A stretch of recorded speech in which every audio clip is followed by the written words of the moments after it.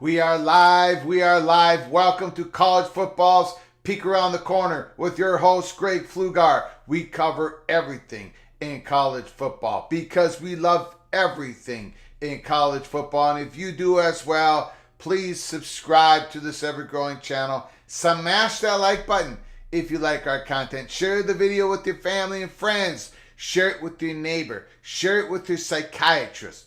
Share it with your significant other. Share the video across your own personal social media platforms. Welcome on in. Welcome on in to the studio that sits on the corner of Keith Jackson Parkway and Kurt Gowdy Avenue. Do not be afraid. Do not be afraid. Do not be afraid to be a PATC legend with your comments and with your phone calls later in the show. This is week 1 round up. Now, usually, I believe we're going to be doing this show late on a Saturday night. We couldn't do it on a Saturday night.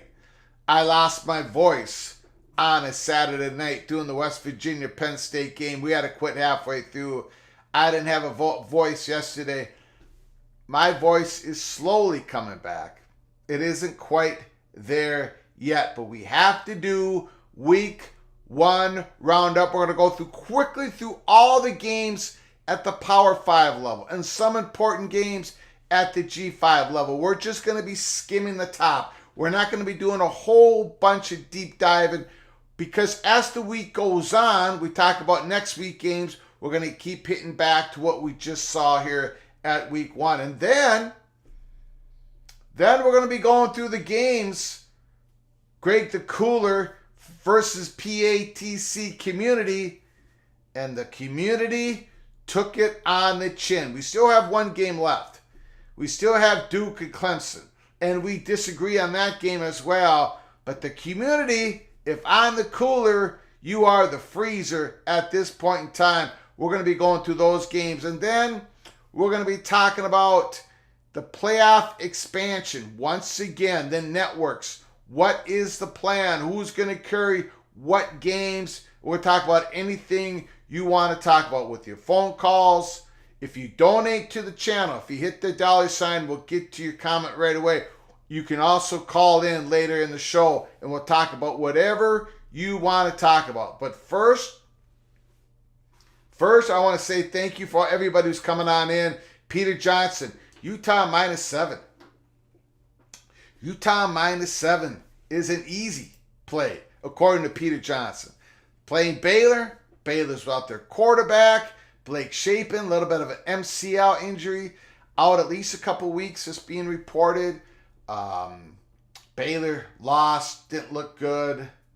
Tough game. That's a possibility. Joey Daglio, thank you for your super chat. Appreciate it so very much. Again, your continued generosity to the show. We thank you so very much, Joey. Randy, so Joey, I'd like to thank you for coming on in. Obviously, Randy, Sean Eaton, Oregon covering is easy money. Going to be a great show tonight. Thank you, Joey, once again. James Foster, Gold Devils, undefeated. The Blue Devils playing tonight. Brandon, let's go. Holy Smokes Theater, open for business. Skull Ducky says stay away from Oregon, Greg. Well, Skull Ducky, I might be sitting on a winning week in week 1. I think the worm has turned, my friend. I think momentum is starting to build behind the fat guy from Minnesota. Coy, nice to see you. Thanks for coming on in. Future, big. Florida State looked great this weekend. Yes, they did. And the fat guy from Minnesota picking Florida State to go to the college football playoffs is looking pretty good. Florida State, Penn State, Washington, Georgia. Those were all through the offseason. Those were my picks to go to the college football playoffs. And after week 1, none of them are eliminated. None of them are eliminated yet. So that's pretty good. Rhythmic and Perpetual Motion. I love the name. Colorado, Nebraska. Who you got? I just read a report in Vegas. That's the second most handled, most bet on football game this coming up weekend so far. The second most. That includes college and the NFL. The only game that more money has been played on so far is the Kansas City Chiefs game. A whole lot of money has been dumped on Nebraska and Colorado. We're gonna be going through that. Skull Ducky, I am afraid. Randy Taylor says, no fear. AMAC, howdy y'all. Thanks for coming on in. Lee, appreciate it. Yeah. Oh yeah. Yeah, he's just scratching the surface. Drew Aller is he's just starting to play. He's seeing everything for the first time, live bullets at this level. He's only going to get better. He's going to have some slip-ups. But skill-wise, athletically, Drew Aller is at the top of the heap in college football. Maybe behind Caleb Williams a little bit. But right there with Drake May, right there with everybody else. He just needs time. He just needs to play. Boom. Bruce Harris, boomer. Thanks for coming on in. Appreciate it. Rebecca, gotta say the Big Ten offenses are kind of looking forward to Washington, Oregon, UCLA, USC when they cut and see if they can keep up. Well, Rebecca, you'll find out next year. Thank goodness the Gophers don't have to play against Michael Penix, McMillan, and Odunze, and all those weapons you got this year. Thank goodness you're not coming into the conference next year. Playing Big Ten football week in and week out, we'll see what happens. Your scoring total is going to drop. Average scoring total is going to drop. My Florida State Seminoles are back. According to Black Rain, I think you are correct. Neil Brown needs to be fired sooner the better. West Virginia guy. I thought he should have been let go last year. Now, I think West Virginia did pretty good. I'm sorry. I think Mountaineer fans are probably yelling at me right now. Obviously, I had Penn State winning the whole thing. So you know how I feel about the Nittany Lions. So West Virginia played hard. They played hard for Neil Brown. Garrett Green, he reminds me, he's just a limited player. His ceiling isn't very high. His floor is not all that low, but his ceiling's not high. There's a lot of plays he can't make. There's a lot of plays he can't see downfield. He's a gutsy quarterback. C.J. Donaldson ran hard. Their defense played pretty good. The secondary got lost once again. Beanie Bishop, your corner slot guy, should have had that interception in the end zone. Don't let the Nittany Lions loss beat you twice. We've been talking about that over and over again the last 4 months. Do not let the Nittany Lions loss beat you twice, because that's what I think what happened to West Virginia last year when they lost to the Pittsburgh Panthers opening weekend. I think that Pittsburgh loss beat you up a few more times. Randy Taylor, pear shape. Rick Olsen.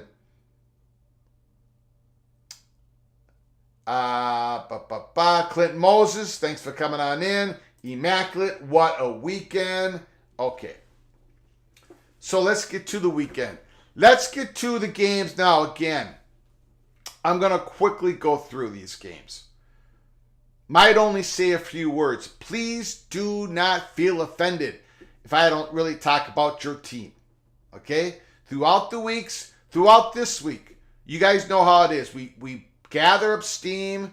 It's the start of the week. By the end of the week, we're talking about what's going to happen in week 2. So, let's just quickly go through this. ACC. We'll start with the ACC first. Again, Clemson and Duke is tonight. We'll talk about it here in a little bit. Wake Forest goes up big. Mitch Griff, the quarterback, 37-17. North Carolina State 24. UConn 14. Now, Brennan Armstrong. We talked about Brennan Armstrong here.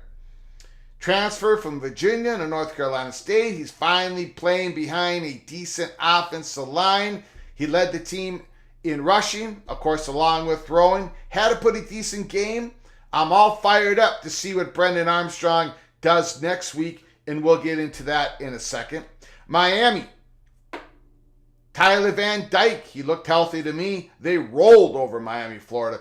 Louisville, Georgia Tech. We covered part of this game Saturday night. Jeff Brom comes home to Louisville, where he played, where he was a superstar, and Louisville comes back in the fourth quarter. Outscores Georgia Tech Rambling Wreck 16-6 to get the victory. Virginia gets blown out. We're talking about ACC here now. We're only talking about the ACC schools in these games. North Carolina 31, South Carolina 17. I'm very surprised at this. Rattler won something like 31-39 or 30-39. But South Carolina Gamecocks couldn't get anything going on the ground against North Carolina. What's going on with the Tar Heels defense? Are they actually legit? If they're even average, North Carolina is a threat for the top 3 spots in the ACC. Now, you know I think Florida State's taking that top spot, but Clemson, you might be in trouble. North Carolina, very impressive. We know about their offense, but their defense against the run was so impressive.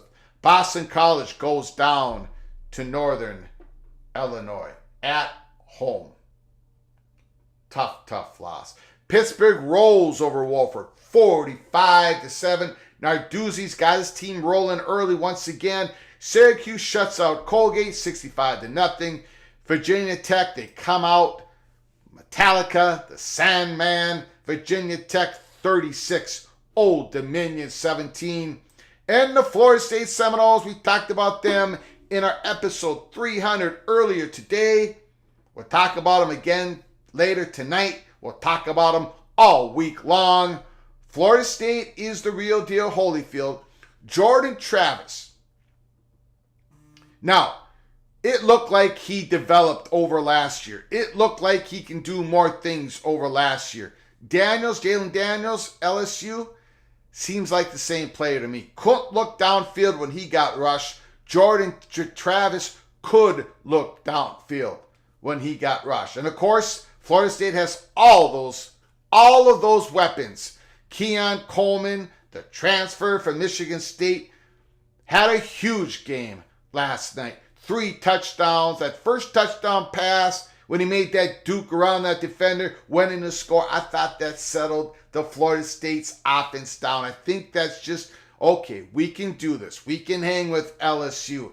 Johnny Wilson, the 6'7" receiver, if he just catches the easy passes, he is a flat-out superstar. But he hasn't been able to do that yet.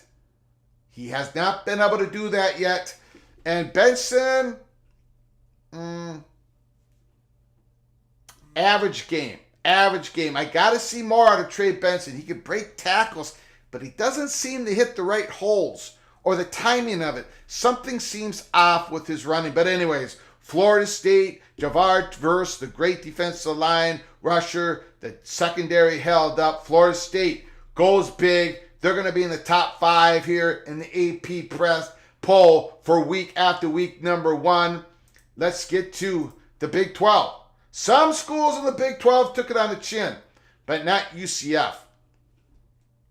Not UCF, and we're going to be looking at their game next week.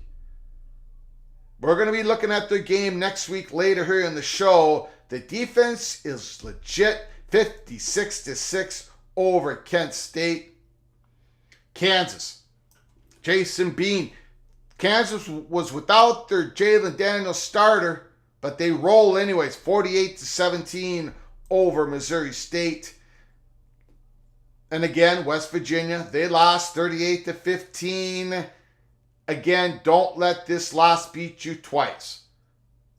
This was a credible effort by the Neil Brown Mountaineers.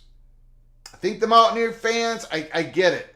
Neil Brown has probably lost his opportunity to turn that program around. Going into that game, I believe it was 22-25, somewhere around there. But we'll see. Keep your chin up, Mountaineers. Texas roll over Rice, 37-10. Kansas State, Will Howard, the running back, blew up way over 100 yards, 45-0, Southeast Missouri. And Colorado TCU. TCU loses at home to Colorado Buffaloes. We did this game a watch party. It was a blast. Shedeur Sanders. We'll talk about Colorado later. This is the Big 12 roundup. TCU lost at home. Shocked. They were not expecting. Even Sonny Dykes, the head coach, said we weren't even planning on defending Travis Hunter for all those plays. TCU goes down. They better regroup. That is a stunning loss. Oklahoma rolls. Dylan Gabriel, perfect day. 73-0 over Arkansas State. Iowa State, 30-9 now. Iowa State didn't get many yards. Couldn't really do much on the ground. Iowa State plays Iowa next week. We're going to talk about that. I don't know. J.J. Cole got in and played a little bit there for the Cyclones. Cincinnati. Emory Jones, I'm sorry I said anything negative about you. You are probably going to be the PATC 2023 version of Bo Nix in 2022, where I rallied against Bo Nix at the start of the year, and Bo Nix told me to shut up with his excellent play last year for the Ducks. Emory Jones looks like he's going to do the same thing for the Cincinnati Bearcats as he has an epic day. Epic day. Cincinnati 66, Eastern Kentucky 13. Texas State defeats Baylor 42-31. We'll talk more about Baylor here this week. They're playing Utah. Devastating loss for Dave Aranda. That defense, it wasn't this. Last year, that defense was so poor that Dave Aranda fired the defensive coordinator. This year, they come out of the gate and they give up 42 points. Could be tough days ahead for Baylor. Houston, Dana Holgerson said after the game, this offense is a process. It's in progress. It's going to take a lot of work. They beat a very tough Roadrunners team, 17-14. Donovan Edwards does just enough. Throws for 233, 2 touchdowns. Oklahoma State plays a bunch of quarterbacks, plays a bunch of guys. 3 quarterbacks. They win. They beat Central Arkansas 27-13. And Texas Tech loses in Laramie 35-33. And now they go play Oregon. That's a tough start for the Red Raiders. In overtime, 2 overtimes, they go down. In BYU, Kendon Slovis, I'm not a fan of him. That's why I got BYU not finishing that high in the Big 12. But they did shut out former FCS Sam Houston 14-0. I just don't believe in the offense this year.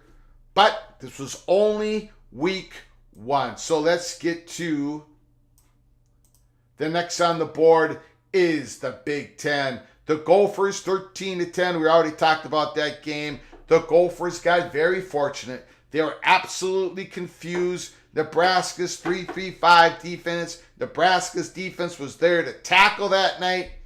And Minnesota's young guns, well, they struggled until the very end when Nebraska gifted over the game to the Gophers. Minnesota 13-10. They're going to have to play a lot better. Nebraska plays Colorado. We're going to talk about that game. Nebraska's going to have to score because Colorado's going to score. And how is Nebraska going to score? Colorado's defense is not going to be that good this year. Even the Buffalo fans understand that. But Nebraska's offense, Jeff Sims struggled mightily. 3 interceptions. But the running game, again, they don't settle with a running back. Matt Rule did the same thing Scott Frost has been doing. Never can decide an RB1. Why? I don't understand it. Is there something in the water at Lincoln? And of course, the wide receiver room is very weak this year. We all knew that coming in the game. Matt Rule cannot fill in all the gaps in year 1. So Nebraska's a very limited ball club here. We'll see how they do against Colorado. It's a fascinating game. We're hopefully going to be doing a live watch party on Saturday, big noon, next Saturday in regards to that game. Michigan State, Central Michigan, the Chippewas. It was close early. Michigan State pulled ahead late. Michigan rolls over East Carolina 33. J.J. McCarthy was perfect. Who wasn't perfect was Kyle McCord in the Buckeyes offense. They struggled a bit. Fans are a little worried, scratching their heads. They don't know what to think. Let's give it another week. But Buckeyes, Notre Dame in a few weeks from now, at South Bend, Indiana. What's going to be the line on that game? Could it be close to Pick'em by the time we get there? Think about that. Penn State rolls 38-15. Not much more to say about the Penn State Nittany Lions. They're looking awfully good. Wisconsin, the air raid, they did it on the ground. They look like the Wisconsin of old, not the Wisconsin of new. Malusi ran 89 yards for touchdown.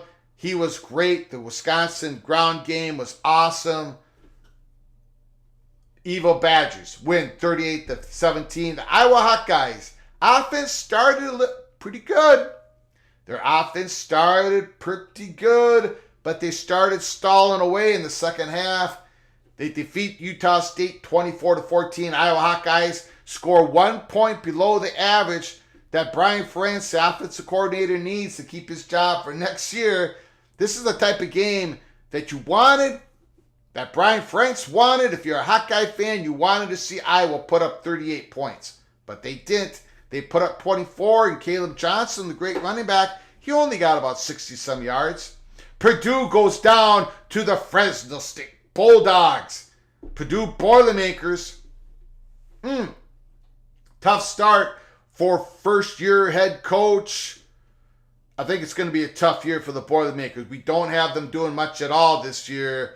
And Maryland Terrapins, 38, Townsend 6. The Terrapins are going to score a whole lot of points this year, including next week's game. Maryland's going to roll. Maryland is going to roll. Illinois barely gets by Toledo, 30-28. Luke Altmaier is the quarterback. They got lucky here, ladies and gentlemen. Let's say they got fortunate. Toledo's a very good team in the MAC. Illinois squeaks by at home, 30-28. We talked about Kirk Shiraka, the difference that he was going to make at Rutgers.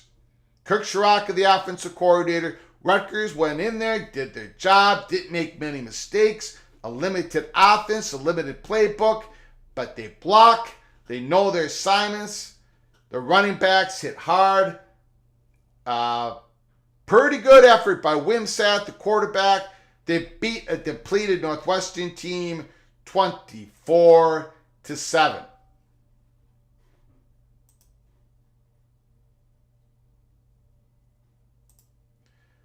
And the Pac-12.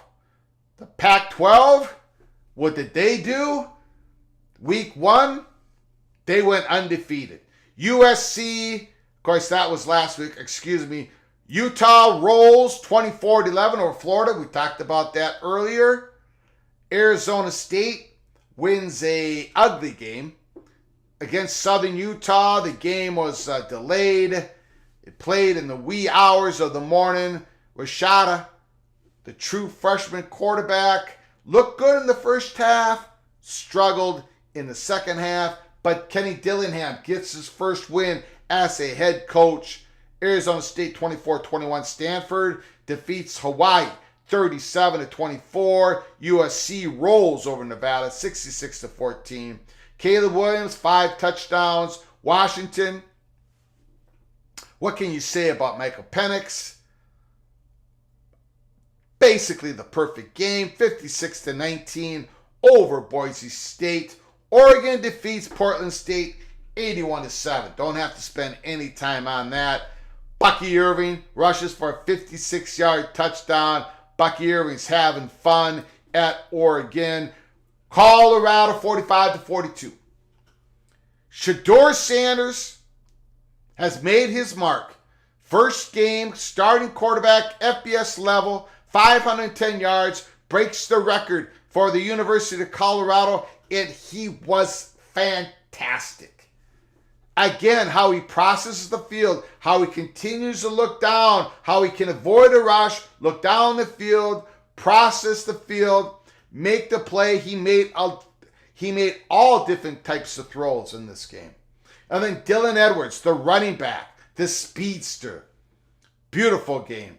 Absolutely beautiful. Of course, Travis Hunter played both ways, had an amazing interception deep within the Colorado's territory. And all those receptions, I think he had over 100 yards, something like 11 catches, 10 catches. Travis Hunter is one of these Heisman candidates now. So is Shedeur Sanders. An amazing game by Colorado. They don't have the talent in the trenches, but they have the talent. They have the skill positions. Holy cow. California, 58-21 over North Texas. Washington State, Cameron Ward does Cameron Ward things. Washington State 50, Colorado State 24. Arizona wins big over Northern Arizona, 38-3. UCLA 27-13 as Dante Moore got in the game late, and he looked pretty good. Dante Moore looked pretty good. 62-yard touchdown pass. Oregon State 42, San Jose State 17. And DJ Ungole, another guy that I didn't think he was going to be the needle mover. I didn't think he was going to move the needle any further for the Beavers. But I think I'm going to be wrong. DJ Ungole looked poised. He looked confident. He looked like he knew everything that Oregon State was trying to do in that game. He had no problems under center. He had no problems calling the audibles. He had no problems with the offense.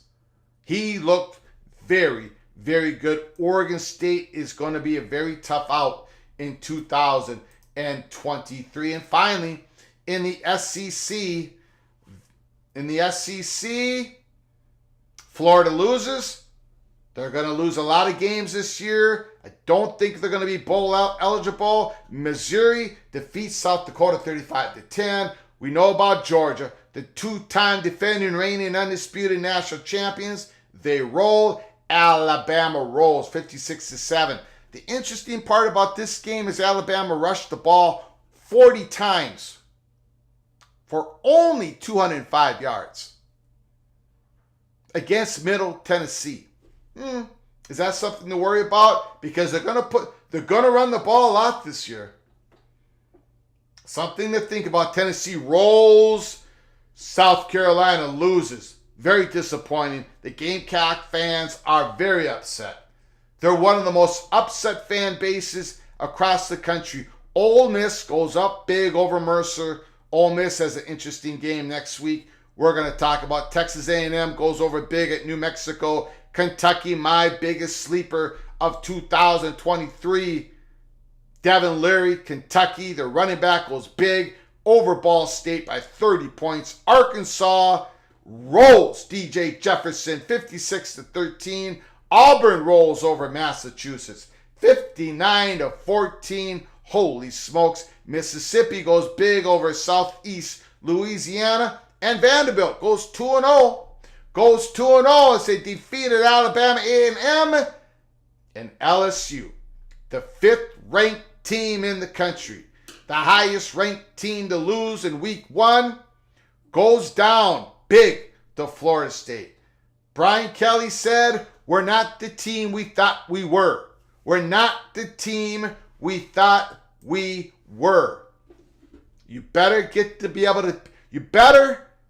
to that level here real soon, LSU, if you want to get back to the SEC championship game.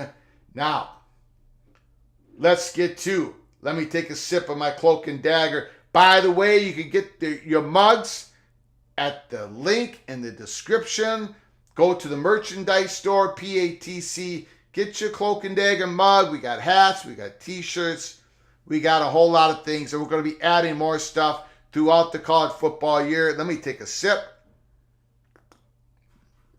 Now that we went through the results of week one, let's go through the results of Greg the Cooler versus the PATC community.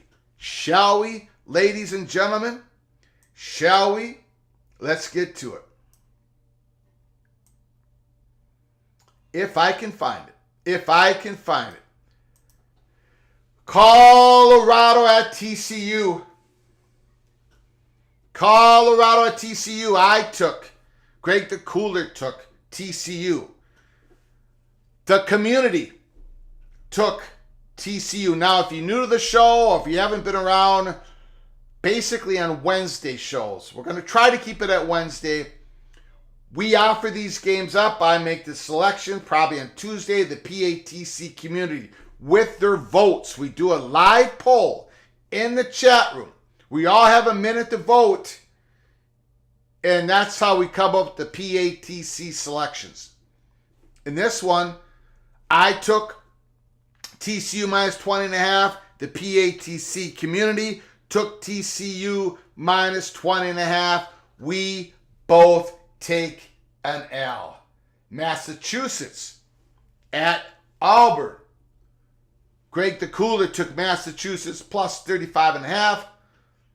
PATC Community took Massachusetts 35.5. We both took the L. So we both start out 0-2. Boise State at Washington. Washington blows out Boise State. Greg the Cooler took Washington minus 14.5. The PATC Community took Washington minus 14.5. 71% of you took Washington. So now we're both 1-2. We're both 1-2. West Virginia Mountaineers and the Penn State Nittany Lions. I took Penn State minus 20.5. And of course they scored. 6 seconds to go. A backdoor cover, which I greatly needed. I greatly needed. I didn't deserve it. So I got the W, while the PATC Community, 52% of you voted on West Virginia to cover the spread. So the PATC Community takes the loss. So right now I'm 2-2 in week 1. PATC Community is 1-3. We go to LSU and Florida State. Now, everybody knows I took Florida State. I got them in the playoffs. I took that 2.5 points. The PATC Community, 66% of you voted for LSU to cover. PATC Community takes another L.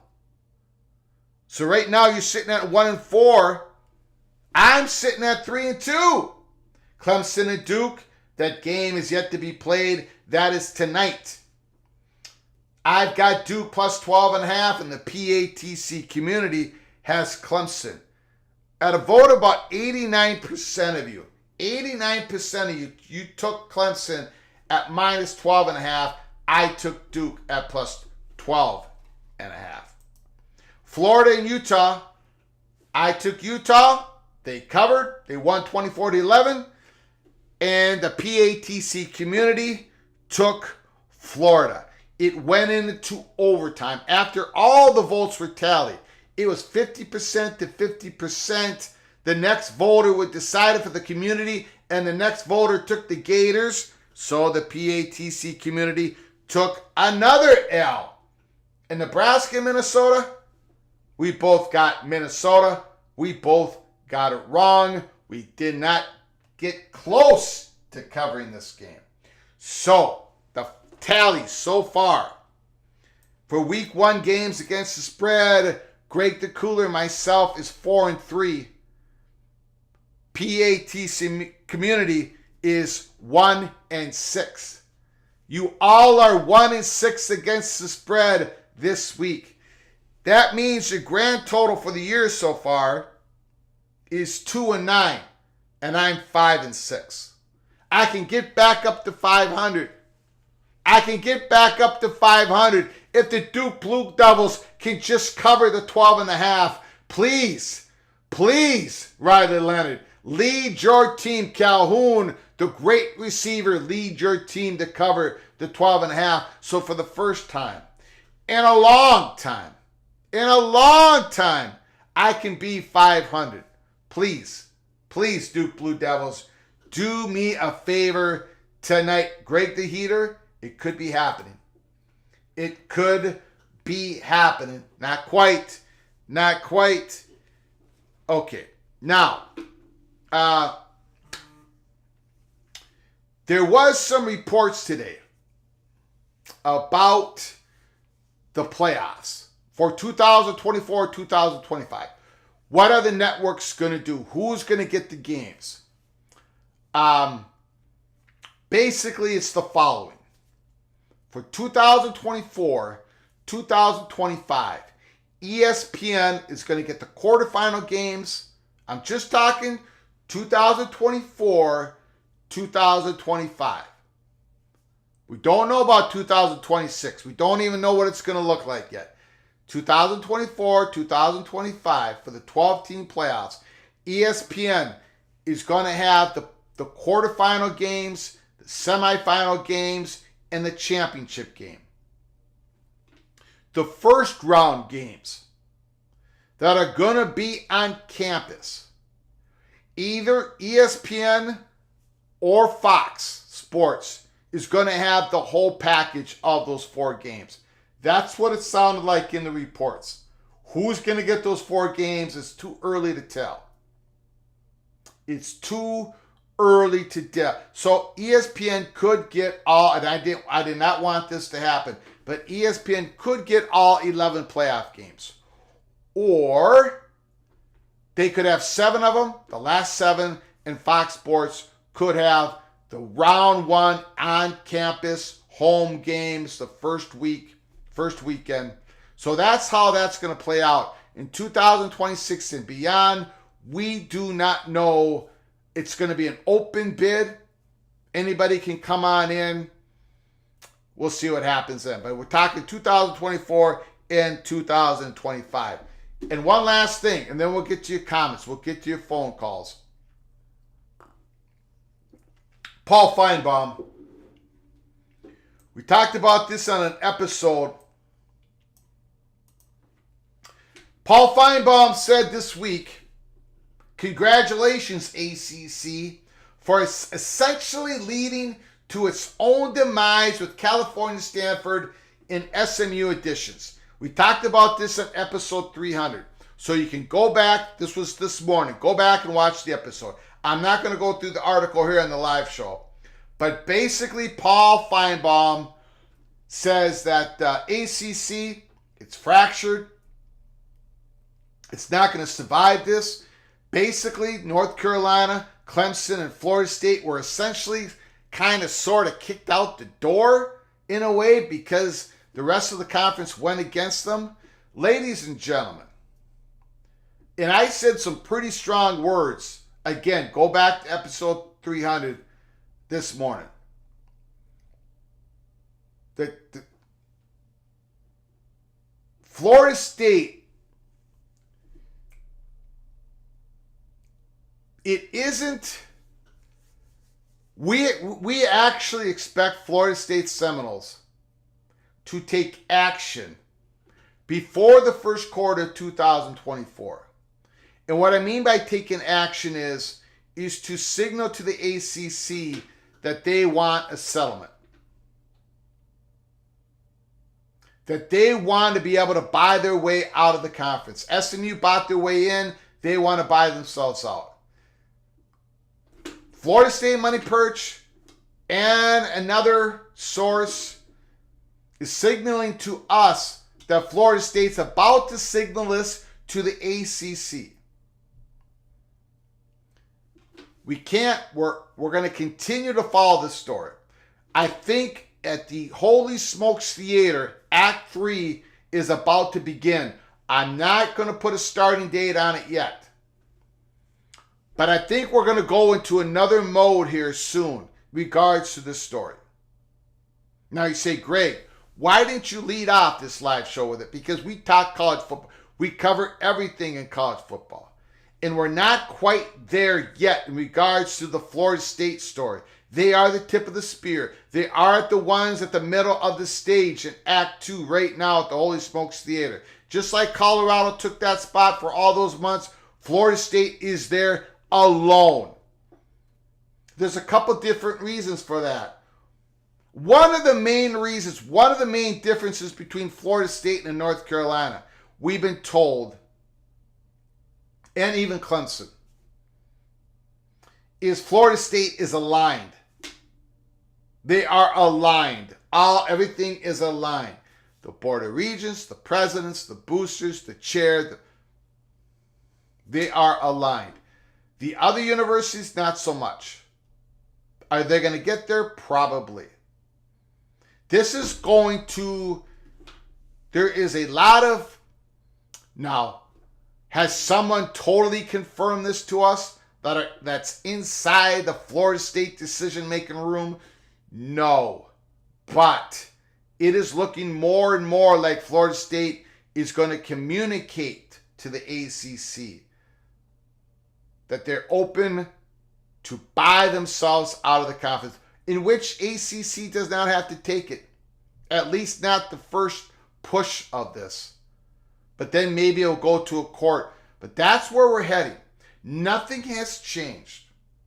The ACC expansion, and we reported this to you at least 10 days before the ACC expansion officially happened, that none of what you just saw has anything to do with Florida State or with North Carolina or with Clemson or possibly a couple other schools.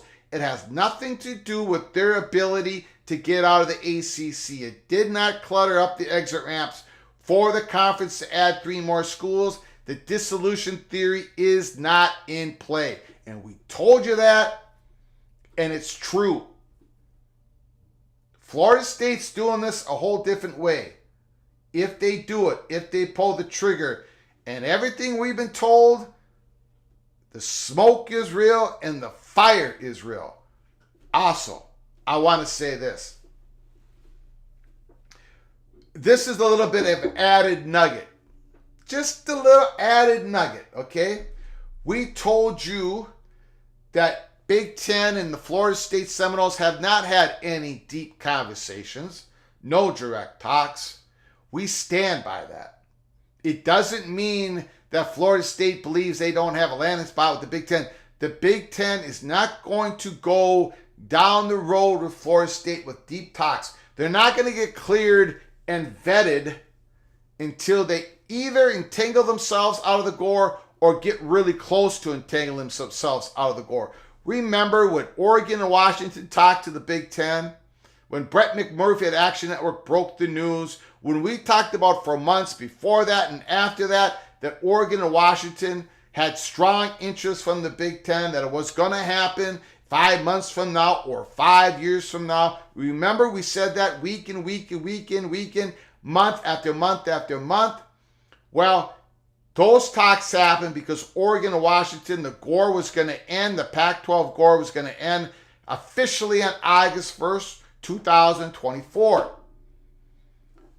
Big Ten's not going to go down that road with Florida State right now. However, I can add this.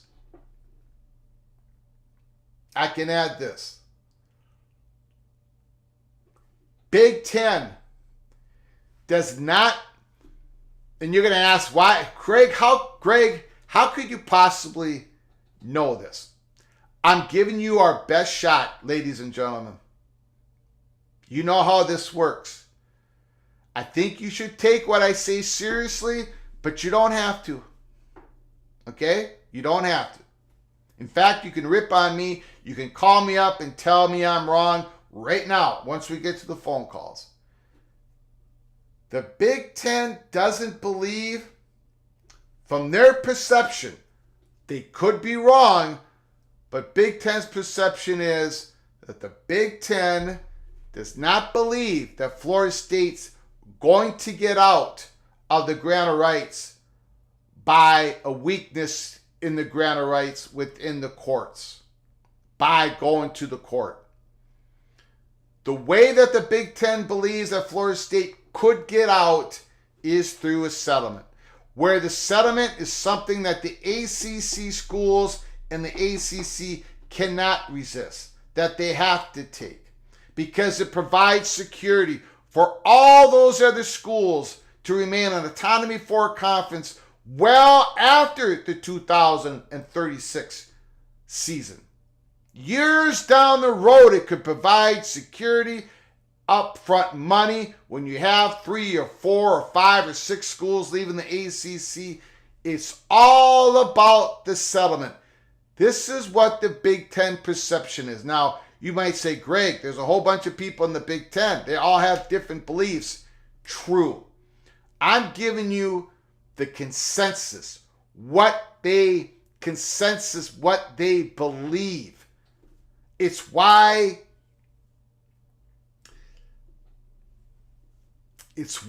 how do I say it? It's why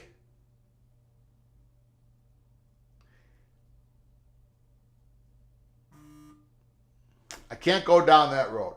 It's why,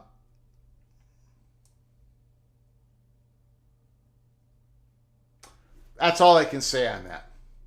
It's the settlement.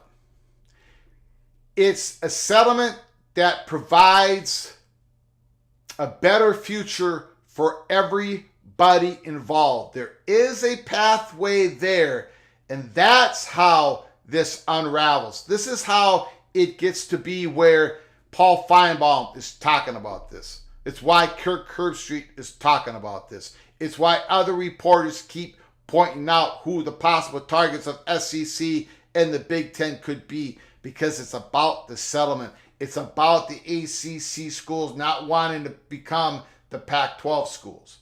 They want to have their own future with themselves. The schools that can't get to the SEC and the Big Ten, they want to keep their ACC network. They want to keep their associations together. And they want autonomy for security. They want that new playoff distribution money security. Year in, year out, year in, year out. That's where we're going. And Florida State, and possibly North Carolina, possibly Clemson, possibly Miami, Florida, possibly Virginia. These schools, but let's just talk Florida State because I don't want to muddy up the waters. They're on the center of the stage alone themselves. They want a longer runway to try to get out for 2025. It was a strategic, it was an intentional decision not to file withdrawal notice before August 15th of this summer. And I think we're going to be hearing from them pretty soon, from Florida State, in regards to communications to the ACC. That's what I have for you today. Now, let's get to your comments. Let's get to your phone calls.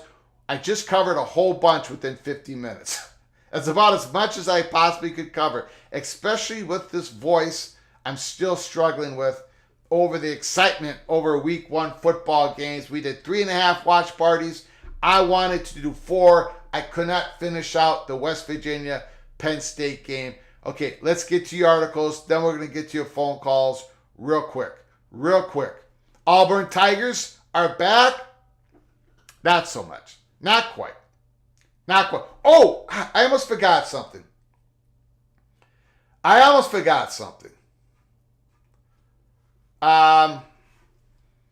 One more thing. I got a loaded show. I keep forgetting how loaded this show is. Let me go through some of the games for next week.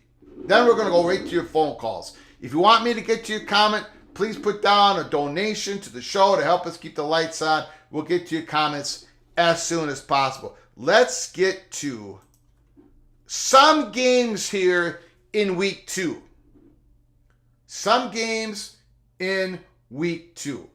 Okay? Now, this doesn't mean I'm taking these games. I'm just trying to, get the PATC communities, your brains to marinate on these games. Because my goodness, you guys are 2-9 against the spread. Illinois at Kansas. This is a Friday night game. The Kansas Jayhawks, -3. Are they going to get their starting quarterback ready for this game? Is he coming back? Let me know in the comments section. Let us know on a phone call. Are the Jayhawks, Daniels, is he coming back for this game? And Illinois, are you going to look any better in game 2? Kansas, -3. That looks pretty inviting. Nebraska at Colorado. Nebraska was the favorite about 72 hours ago, but all the money is being put on Colorado. I'm guessing the spread is not 2.5. I'm guessing the spread has gone up to either 3 or 4 or 5. I do not know, honestly. I'm sure it's not -2.5. Everybody saw what Colorado did against TCU at TCU. Now they're going home. Deion Sanders, first game at home. The place, Boulder, Colorado, is going to be a rocking. It's going to be, now there, of course, there's going to be Nebraska fans there. But it's tough to make a lot of noise when you have that type of offense.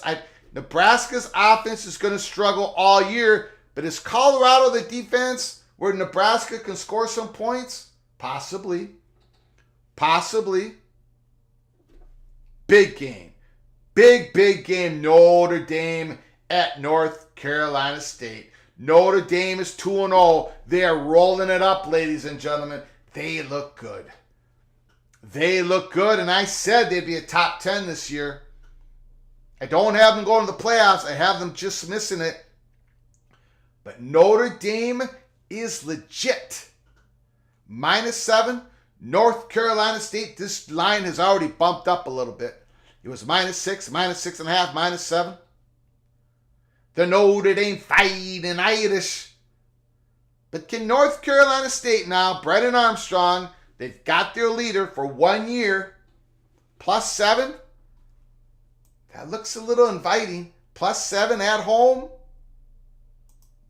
Texas A&M, Miami, Florida, the two most disappointing teams last year. Both coming up big wins. Miami, Florida at home, +4.5. Miami, Florida, the Hurricanes, the U is getting 4.5 points. Wow. Now that looks inviting to me. Tyler Van Dyke. I think he's back, ladies and gentlemen. I think he's back. 4.5 points. Iowa State. The over-under is 36.5 points. That's what I'm looking at. 36.5 points. That might be too many points. In this day and age, less plays because of the running clock and first downs. 36.5 points. That under looks pretty good to me. Pretty good to me. And it's not just about Iowa. Iowa State's offense, not impressive. Mississippi at Tulane. Holy smokes. Tulane's getting 7.5 points. Now, Missouri went crazy this first week. Ole Miss put up 70-plus points, but now they're playing a real team. Tulane, Michael Pratt, the quarterback, sensation, coming back for yet another year for the Green Wave. Tulane +7.5. That looks inviting. I'm just saying, Mississippi played a lot of guys this Saturday. Quinshon Judkins only got the ball a few times. They're healthy. They're fresh. They're going to be rolling into Tulane. That's a very interesting game. SMU at Oklahoma, they both went crazy. Dylan Gabriel basically pitched a shutout. A perfect game. SMU +16.5. Interesting. And then finally, Central Florida at Boise State. What is up with this line? What is up with this line? Somebody has to explain this to me. I'm not trying to give away something, but my goodness, who should I take in this game? And that's all I'll say about that. Okay, we're going to open up the phone lines right now. Let's get to it. The phone line, 763-260-1333, 763-260-1333. Talk about anything you want to talk about in college football. Week 1, what just happened. Week 2, talk about what Paul Feinbaum said. Talk about the expanded playoffs. There's a whole bunch of things going on in college football. Give us a call, 763-260-1333. The number is written on the ticker below the screen. People are talking about Iowa. Immaculate. I'm an Iowa guy, and I'm not even buying it this year unless Cade shows he can actually play a full game. TH3 says, when Cade is healthy, I still couldn't trust because you have Brian Ferentz as the offensive coordinator. So, are we just all giving up in the Big Ten West? Are we just going to all hand it over to the Wisconsin Badgers, to the evil Badgers? Nebraska, they're going to have some problems this year. Minnesota, they're going to have some problems this year. Purdue, no one's expecting anything out of Purdue. Illinois, Bielema could turn that. They could make some noise, but they had some big problems. They played against the best MAC school, but not real confident there. Iowa's Iowa. Can they improve that offense just a little bit? Just a little bit. I'm, again, the old line I'm nervous about once again. Call from Immaculate. Immaculate is on the line. Holy smokes. Mr. Hawkeye, the floor is yours. What are you thinking here about the Hawkeyes, the Big Ten West, Paul Feinbaum? There's a lot of things to go over. Yeah. No, I was really hoping to see. Why are we pulling Cade halfway through? Everyone else is running up scores. Only thing I can come up with is that the guy is not doing well physically. Yeah. I mean, especially when you see what they rolled out there. The guy looked like the guy walked on to Iowa to try and be a punter, and he found out that the competition for the punter position is tougher than it is to be a quarterback on the team. Guy couldn't even throw the ball. Yeah. He probably could have kicked the ball to the receivers better. Well, I mean, did he not look like a punter? Seriously, did he look like a punter? I think, and maybe that's why they pulled Cade McNamara out, because they know they don't have anything behind, right? No, that and yeah, but also at the same time, it's not like they had like this insurmountable lead to pull him at that point in time. That's true. I don't think he was doing well. That's true. Yeah, I don't. Now, has there been any like post-game report on it? Like, did Kirk Ferentz say anything about it? Why they pulled him out? I mean, what's the steam behind all that? You know, I haven't seen. I'm going to be bluntly honest. I haven't really had a lot of time to. Yeah. As you showed, there was a little article that came out about Paul Feinbaum with a little source inside of it, and that kind of kept me a little busy. Yeah. But and I honestly, I don't know if I want to hear the answer to what you're saying either, because I know what I've seen, and I'm seeing that Cade is not doing well. And quite frankly, if you're Brian Ferentz, why don't you go for 2? You know, just to shove it in everyone's face, this whole 25-point thing. I would go for 2. I would say take this, everybody. Yeah. And if you don't get it, who cares? Like, whatever. At least show you got some attitude. I don't know. Deacon Hill came from Wisconsin, didn't he? Where did Deacon Hill come from? The quarterback of Iowa. Oh, you mean the converted punter? Yeah. Didn't he come from Wisconsin? I honestly don't know. I thought the whole Cade thing, I just stopped paying attention to anyone got else. it. I was like, got it. Cade got it. But and then your running back couldn't get going either. Yeah.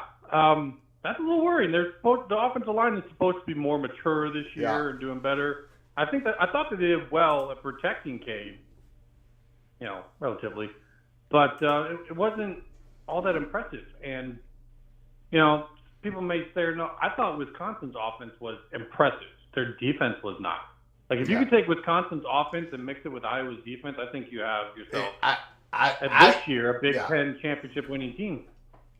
That's an underreported take about Wisconsin's defense is going to take a step back this year. I think that's a very underreported take by many. You know, so I don't think that's surprising. But no, their offense surprised me though. Yeah. I didn't think that Fickle would have that running. Yeah. They're favored by what, 3 against Washington State this coming up week. At Washington State. That Washington State. See, yeah. You know, that's going to be a test. See how well they travel that far. Now I'm getting a chat here that Deacon Hill was from Wisconsin. He came from Wisconsin.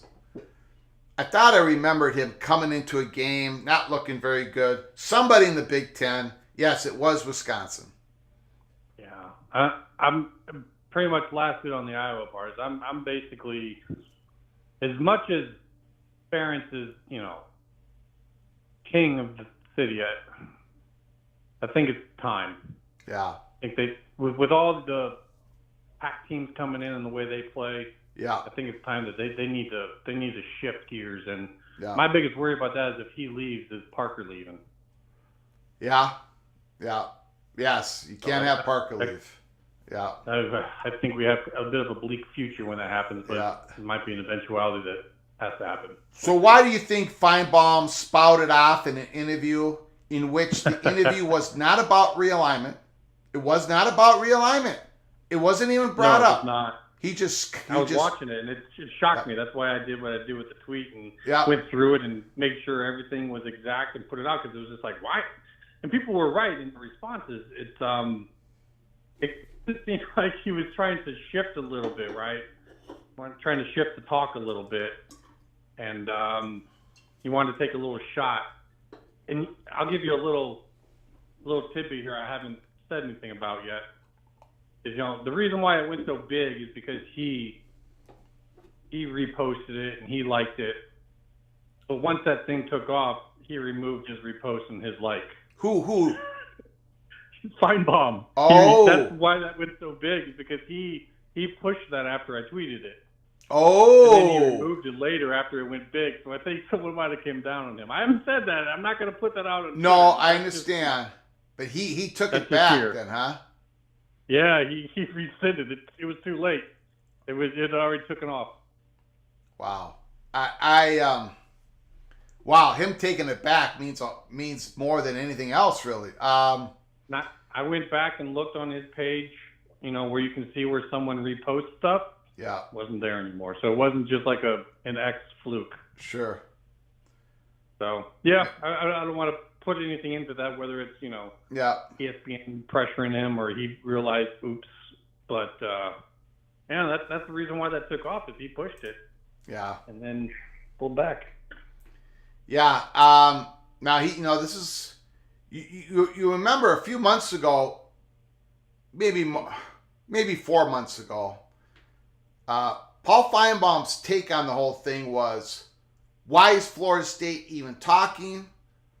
They're not, in regards to SEC's perception, they're not all that valuable. He said all that stuff, immaculate. Mm-hmm. He has flipped the script on it. So he's been told stuff. And now he wants to change his narrative on the subject. So he keeps harping on it, even when no one's asking him a realignment question. He keeps harping on it. And I don't know if you heard my monologue, but we have been told, Big Ten's perception, at least the consensus is that Florida State is not going to go after the grant of rights in the court, that this is going to be a settlement play, that is what they're going to do. Mm-hmm. So we'll see what happens. Well, I'd say, first off, remember, he's Mr. SEC. So if his tune has changed on that, I would dare say he's heard something. In terms of what they're going to do there, I believe you. I learned the hard way on that. I still say, if they really wanted to in the end, like last-ditch effort, they still would need now 10 votes. They could do the dissolution, but I agree. They clearly don't want to do that, because if they had that forefront in their mind, they would not have allowed this vote to go through, and they did. Yeah, that's not their main route. That's not their route. And what you're saying, a big settlement, like if a bunch of teams are all allowed to go at once, but this is how much you got to pay, that's huge for those left behind. But they're not going to let that be a trickle, because schools that leave later are using that money to get out. So it's going to be an all or nothing type of thing, in my opinion. I don't know how you feel about that. All or nothing in what aspect again? Well, okay, so everyone thinks now that 3 schools have a spot out. That's why they kept that. But I would say maybe even more than that. And reason being is, say 3 schools leave with a big exit amount. And they're going to split that up between the schools that are there. Now, let's say a year or two later, some more schools want to leave. Well, if they saved up that exit fee money from the first 3, now you're basically just recycling exit fee money, and that's no good for the others. So I'd say if there's any others, that if this is going to be it kind of almost has to be an all or nothing type of move. Otherwise, you're going to face some serious pushback from the schools that are going to be left behind. Let me ask you just a highly speculative question. Okay? This is total speculation, total guesswork. Just give it your best shot. Let's say, and again, this is all speculation. I got no intel. Okay, so everyone just relax here. Let's say through back channel discussions, which is going on all the time. Always. Doesn't need to be direct talks, back channel discussions. Let's say North Carolina has figured out that they have a landing spot. Let's say Clemson has figured out they have a landing spot. Let's say Florida State has figured out they got a landing spot. Notre Dame obviously has a landing spot. Those 4 schools are the only ones certain for a landing spot, like a fully invested member of the SEC or the Big Ten. Those 4 schools. So let's just say the first wave, if it happens, if Florida State was able to create a settlement with the ACC, followed by Clemson, Notre Dame, and North Carolina. Of course, Notre Dame's settlement would look a lot different than the other 3 schools. Let's just say the first wave of the realignment is those 4 schools and only those 4 schools. Okay. Where do those 4 schools go? Does 3 of them, Florida State, Clemson, North Carolina, go to the SEC, and then Notre Dame goes to the Big Ten? Or does it go 2-2? Does it go 3-1? Then you can add Virginia to the SEC mix. Virginia, North Carolina, Florida State, Clemson. Or is it Florida State, Clemson to the Big Ten? Where would you parse out those 4 schools? And if you want to add Virginia in the mix, go ahead. Where would you parse out those 5 schools right now if you had to guess? Again, this is just speculation at this point. Just speculation. Now, do I have to limit it to just that, or let's limit it for this particular exercise, which is only speculation. Let's limit it to Notre Dame, North Carolina, Virginia, Florida State, and Clemson. Let's not even add Miami and Florida at this point. I am going to say, you know what? Go ahead and add Miami and Florida. Those 6. Do those 6. Okay. That helps. It really helps. I'm actually going to go ahead and say that if the SEC is playing true defensive mode, you're taking all Florida State, Clemson, North Carolina, and Virginia in one big swoop. They're going to use four games. They're going to add on the 9th and 10th games to help pay for it. Yeah. And then go with those, and they're going to go to 20, and they're probably sitting pretty for maybe that's it. I would then say Miami for the Big Ten for sure. And Notre Dame. And Notre Dame, if Notre Dame is, ready to roll. But yeah, I think that they would be at that case. At that point in time, there's not much other choice. So it'd probably be Miami, Notre Dame, the Big Ten, and then those 4 to the SEC. Yeah. Which then, of course, leads you to who goes to the Big 12. But that's out of this. Yeah. Yeah, I would tend to agree. If there is some sort of settlement, I always get back to this. If there is, I'm saying big IF, if there is an ACC implosion well before 2036. I always get back to this point because the people talking to me always get back to this point that the SEC would essentially maybe not totally, but primarily be eating first at the table. Yes. Because when the ACC's sitting here settling, right? Now imagine this. ACC's, they got all these schools that want the ACC to stay together. They want to keep their autonomy for. They know, let's just throw up a number, $400 million each for North Carolina, Clemson, Florida State, whatever, okay? They're dealing with this massive issue, an issue of survival. If they take a settlement, they have to be talking to the ESPN, who owns all the broadcasting rights all the way to 2036, who is the sugar daddy of the ACC network. And you can throw up a whole bunch of other stuff, Immaculate. You would have to, SEC would have to either eat all that they want or most of what they want in that first wave of ACC implosion. Am I off the beaten path when I say that?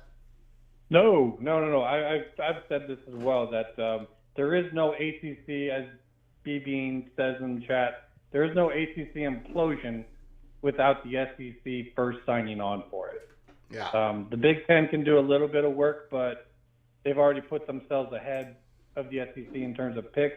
The SEC is the one that has 2 games to add to the mix. That is not just simply trying to play their schedule. That is a business move. They're ready for this. I don't care what Sankey says to the public. They're ready for this, in my opinion. Yeah.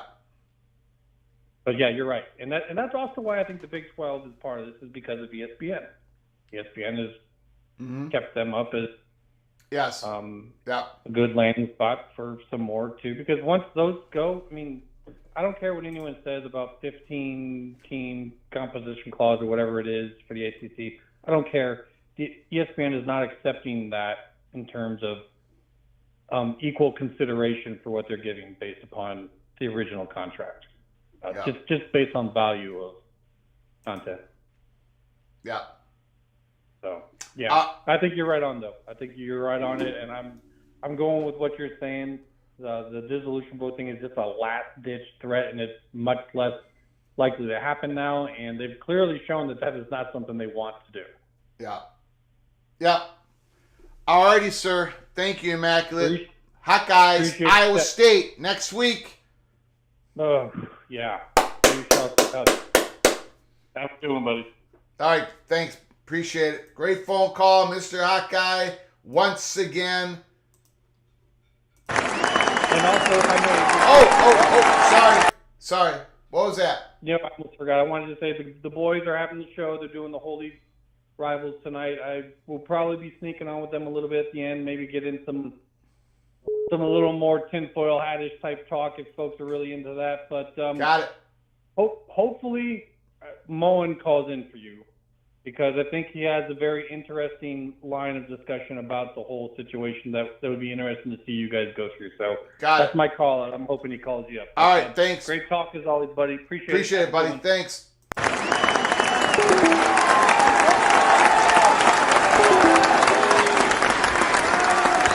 All right. The phone lines are open, 763-260-1333.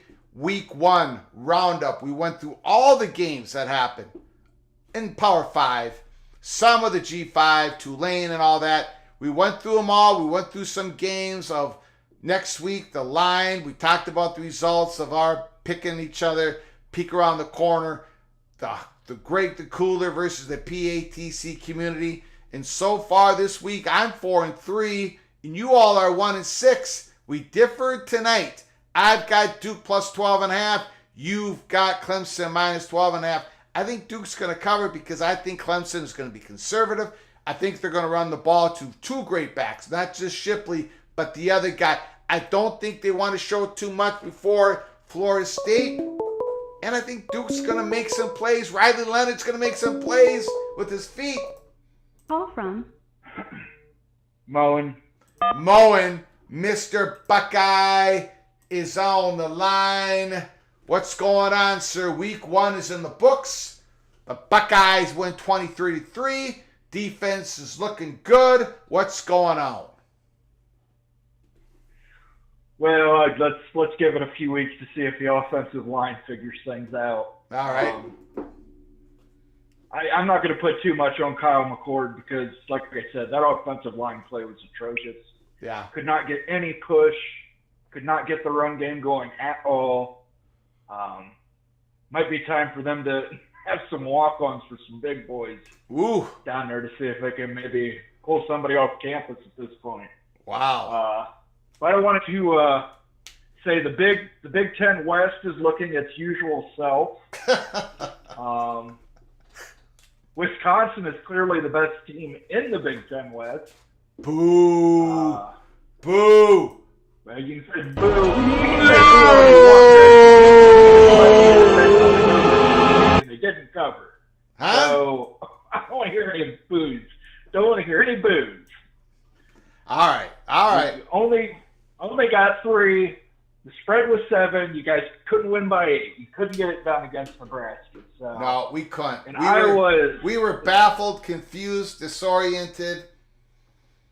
But we're going to keep rolling, baby. Yeah, we're going to keep rolling the boat. Let's go. It's a horse race because I think the champion in the conference might be 8-4 or 7-5. You know, Yeah. All right. That's a rough division. But I wanted to touch back college realignment. I'm not so sure that the SEC eats first. Okay. The reason being, ESPN can't dictate where these schools go. ESPN cannot dictate that they're going to take less money for a school to go to this conference as opposed to that conference.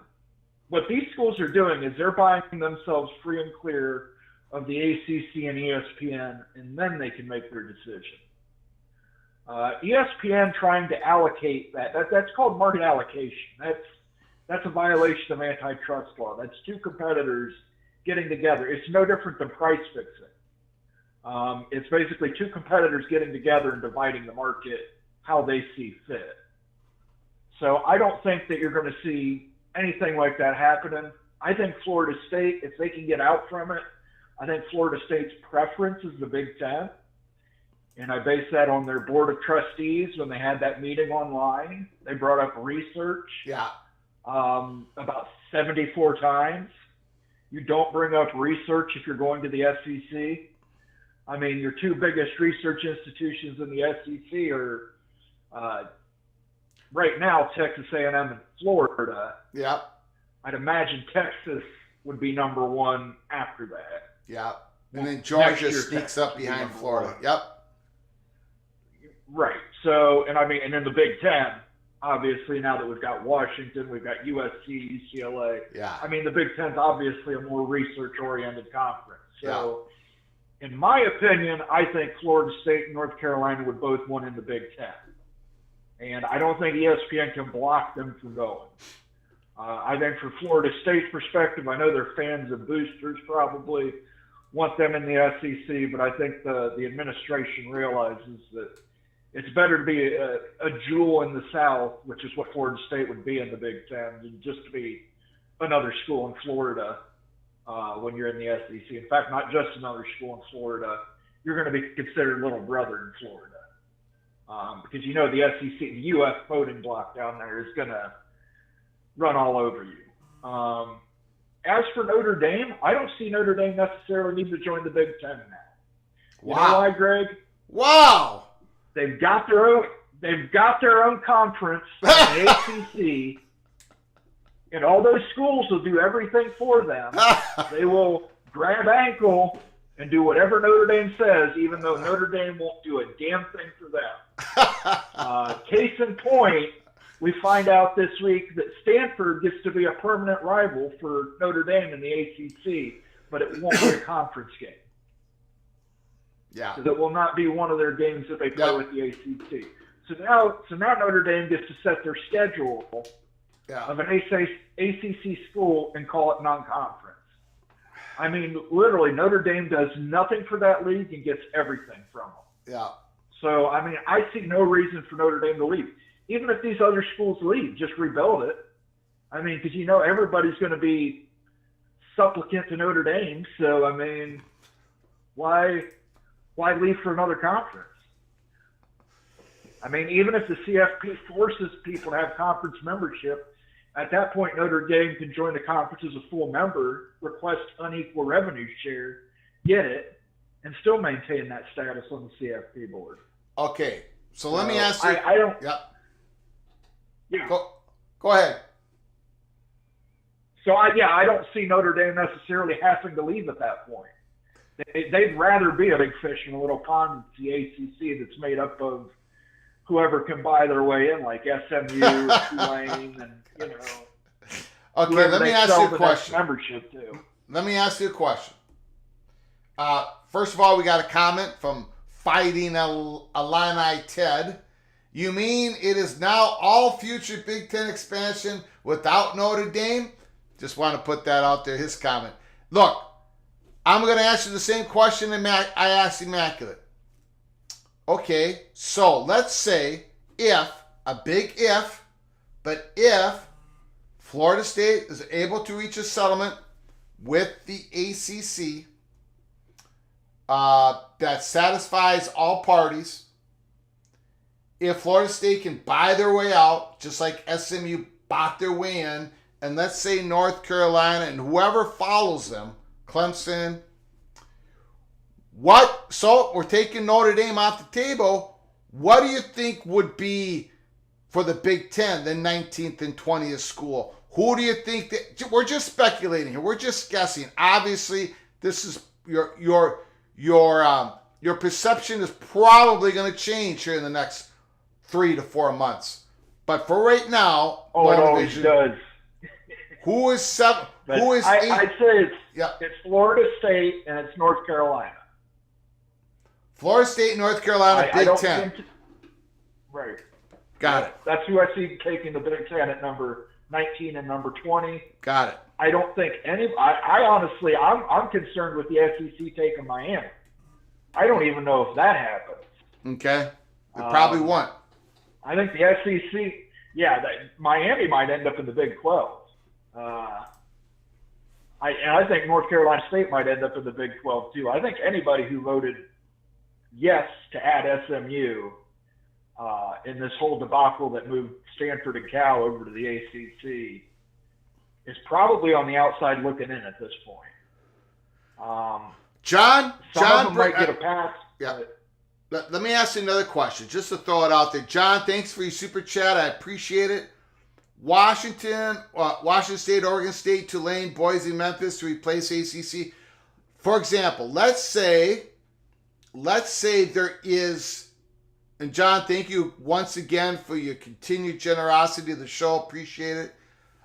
Let's widen the lens here, Mo and Vision. Again, we're just speculating here. We're just talking. Let's say there is more than those 3 schools that leave. Let's say there's a couple schools that voted yes on expansion. Who would leave? Okay, let's say there's a landing spot for Virginia to go with North Carolina somewhere. Let's say Miami, Florida. Let's say there's 5 or 6 that leave. Who would, in that situation, now the ACC would need to add 1 or 2 more schools, right? To get above the 15 school marker. Who is the next 2 schools that the ACC would look to expand with? John Teal in his comments says Washington State, Oregon State, to fill out a more western wing of the ACC since you've gone there already. A Tulane, a Boise, a Memphis. Who would be the next couple schools, in your opinion, for the ACC to expand with? This is an easy answer, Greg. Got it. Whoever's willing to pay the most money. Okay. The ACC has already shown that they're willing to sacrifice their integrity to let their memberships be bought. So if I'm any school, I'd be going out to my boosters hat in hand saying, hey, we need to get into a P5 conference, P4 conference, and it's going to take us giving up 10 years of media revenue, so we need to make that up. So we need to come up with about $300 million. So whichever school's boosters can come up with about $300 million to cover them for 10 years, That'll be the next school in the ACC. So John also puts in the chat, Monovision, if Notre Dame now is a no to the Big Ten, how about Colorado gets back in a few years down the road to the Big Ten? I don't think that's a possibility, but what's your comment on that? No, I mean, look, if you could get Florida State and North Carolina, I think you're over the moon and you're happy to stay at 20. Yeah. I don't think you need to reach for 24. No, I don't think you need to go. Florida State, which is, you got your big brand in Florida State, you got your big brand in North Carolina, you've got a great research institution in North Carolina that opens markets, you've got your foothold in Florida. Immaculate will tell you this, you're in Tallahassee, you're right across the border from Georgia. Incredible recruiting foothold you have now there in Florida and Georgia. You don't need to go to 21, 22, 23, 24. If you can land those two fish, you're putting them in the well, you're going to the weigh-in. And then Clemson goes to the SEC? Yeah, Clemson will go to the SEC. I think Clemson and probably Virginia or Virginia Tech would go to the SEC. North Carolina State, and I mentioned this on Twitter, I'm not so sure where North Carolina State ends up now. North Carolina State might end up in the Big 12. I can't imagine that anybody's going to look favorably on teams that voted yes. So, and I don't think UNC is going to be in a conference with North Carolina State at this point. I think that you talk about a fissure being opened up in the ACC. I think there's a fissure between North Carolina and North Carolina State right now that's about the size of the Grand Canyon. So, but other than that, it was an exciting week one, Greg. Yeah, it was. To, Florida State. Chime in there and thank you for that Gophers pick. I did have Florida State. I did have Florida State, but I went against my better judgment at the end and picked LSU. I want to defend the Gophers for a second here, okay? Because I listen to these Nebraska podcasters, we should have won the game. Okay, fine. But we'll get better. Matt Rule, we'll get better. Well, it was game one for the Gophers as well. I mean, it was game one. This was Cadillac Manus' first game starting to start the season. Our offensive coordinator, Greg Harbaugh, this was his first game calling plays at this Power 4 autonomy level. We got new guys coming in. We were missing our best defensive player, Cody Lindenberg. It was our first game as well, and we were absolutely confused. You remember when the Gophers finished number 10th in the country in 2019? Our first 3 wins that season were white knuckle finishers that we barely got over the hump. But then we kept rolling the boat. We kept getting better every week. And if it wasn't for that disastrous loss against the Iowa Hawkeyes, we would have went to the Big Ten championship game. We finished 11-2. We beat SEC Auburn. We pushed them around all over the field on the January 1st bowl game. I'm just saying, Monovision. I'm just saying. Well, let's end the call with this. Let's end the call with this, Greg. How many points does Colorado put on Nebraska this weekend?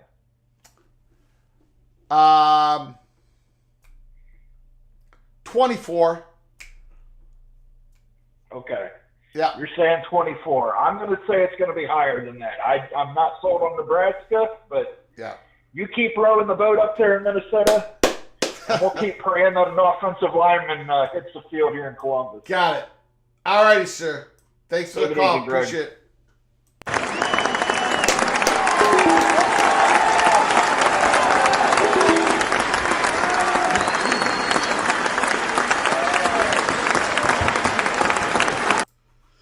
Okay, Mr. Moen, Mr. Buckeye comes on in. Richard L. Colorado Buffalo says 35. They're going to put up 35 against the Cornhuskers defense.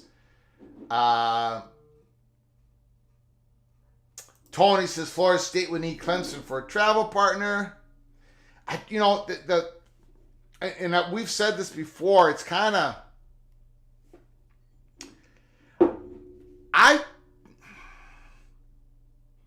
I don't think.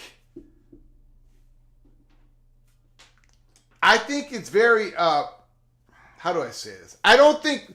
Definitely, Florida State and Clemson are not tied to the hip on this.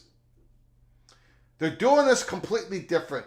Their personalities are completely different. We reported to you all that months ago that Clemson wasn't going to follow the same path. They weren't going to be out there vocally.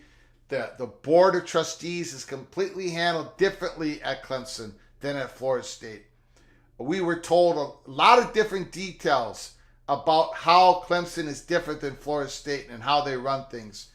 So, I mean, it's not necessarily that they're both. Of course, Clemson is watching Florida State. There's no doubt the presidents have talked. That both were no votes to expansion. There's some coordination. But I don't think one necessarily is following the other. Wherever Florida State goes, Clemson might not go with them. They might go to the other Power, 2 conference, however you want to talk about it. So I don't think they're necessarily tied to the hip. They might end up, but I don't think they're looking at it like one. No, I'm not doing a watch party for Clemson and Duke. In fact, I'm going to close this live show up right now. I have to keep my voice for this week. If I did Clemson and Duke, I would start yelling and screaming like I'm going to do for every single watch party we do. But this voice just got good enough to where I could do a live show tonight. I wanted to make sure we did a roundup on week 1 tonight. We usually kind of do this programming on late Saturday night going forward. Or Sunday night. But I couldn't do it because I didn't have a voice. So I cannot jump right into the Clemson and Duke game. But I'm going to be following it. I'm going to be putting it down on Twitter, what I think's going on in the game. I've got Duke covering the 12.5 points. I'm all fired up. I'm fired up about every single college football game. Duke Blue Devils, Clemson. Thank you so much for y'all coming in to this Peek Around the Corner live show. Roundup 1, week 1 roundup. It was a pretty fascinating week. I think Florida State put their stamp on this season. They're going to be a tough out. Clemson, you better show something tonight. If you don't, you better improve real fast because that game's going to be happening soon. I think Clemson is going to play it close to the vest. Garrett Riley, new offensive coordinator. He might show something a little bit early, but I think they're going to be real conservative. It's not how Garrett Riley plays it, but I think game 1 against Duke, I think they want to show as least as possible. And maybe I'm going to be all wrong once again. Going into tonight against the spread, week 1, Greg the Cooler, 4-3, PATC community, 1-6. We should see. We'll see what happens here. I want to have a winning record in week 1. I would need a winning record for week 1. Greg the Cooler going to Greg the Heater. It's got to happen now. Duke Blue Devils cover that 12.5 points. Until next time, from all of us at PATC, to all of you, please, you all take great care of each other. Thank you so very much.